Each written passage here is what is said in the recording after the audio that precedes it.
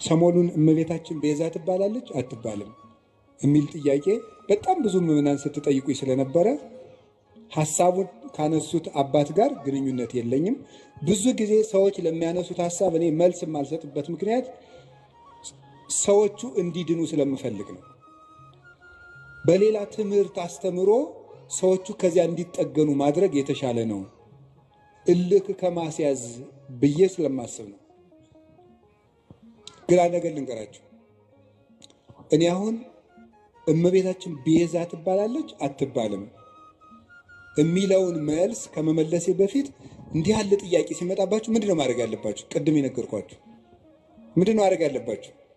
ስለዚህ ጉዳይ የትናንትና አባቶቻችን ምን ብለዋል? ምን ብለዋል? ቅዱስ ያሬድ ምንድነው ያለው? አባ ጊዮርጊስ ምንድነው ያለው? ቅዱስ ጎርጎርዮስ ዘንዚናዙ ምንድነው ያለው? ሕሊናዋን በመጠበቋ ስጋዋን ጠብቃ ንጹሕ ሆና በመኖሯ ፍጹም እምነትን በመያዟ she became the advocate of Eve ነው የሚለው። ከእንግሊዝኛው ቀጥታ ስለወሰድኩት የሔዋን ጠበቃዋ ቤዛዋ ሆነቻት ነው የሚለው ቅዱስ ጎርጎርዮስ ዘንዚናዙ።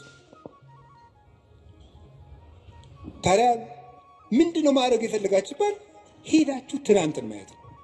ይባላል አይባልም ሐሳብ ሲገጥማችሁ ምን ተብሏል? እስኪ መምህር አባቶች ምን ብለዋል በዚህ ጉዳይ ላይ? ኑረውበታል እኮ። ግን እንደው ይሄን ልነግራችሁ ፈልጌ ነው።